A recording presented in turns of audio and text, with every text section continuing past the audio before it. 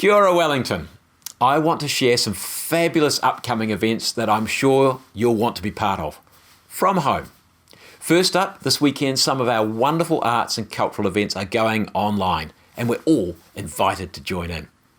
The Royal New Zealand Ballet brings Cinderella right to your living room at 1:30 p.m. on Saturday and again at 10:30 a.m. on Sunday.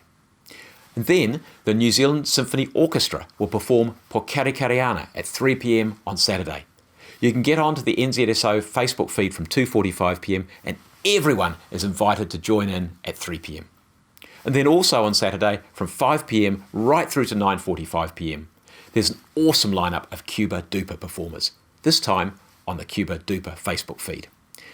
They've called it appropriately, Go Home, Stay Home. We've missed out 2 years in a row on Cuba Duper, so this is a chance to enjoy some awesome performers. Next weekend, we commemorate Anzac Day. It's yet another event that will be very different this year. For the first time since 1916, there will be no public events this year. And instead, we're going to mark Anzac Day by standing together, although apart, with virtual services and online events.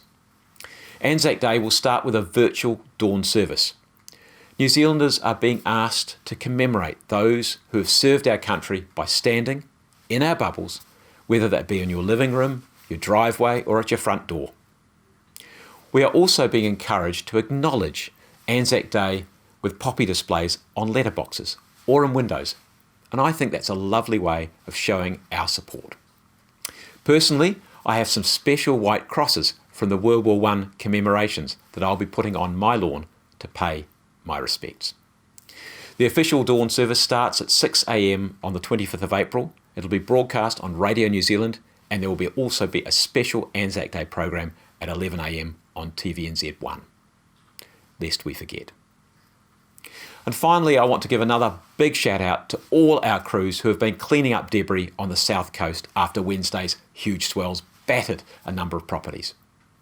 If you've seen the images, it was just incredible how much material was thrown across roads and footpaths and even into properties due to the force of the waves. Our crews have worked tirelessly ever since. I'm really pleased to say that we've already cleared the bulk of the debris from road and public spaces right along the coast, with most back open to through traffic.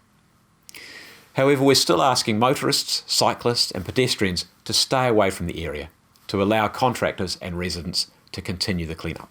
So please, stay local, stay in your bubble and don't go on sightseeing tours this weekend. Our teams have also been making sure that all the evacuees were well looked after and are safely back in their homes after a night in a hotel. Well done, everyone.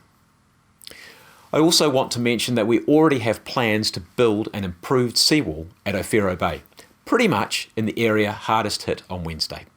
This is one of 3 seawalls that we're due to put out to tender later this month, with construction ideally to begin later this year.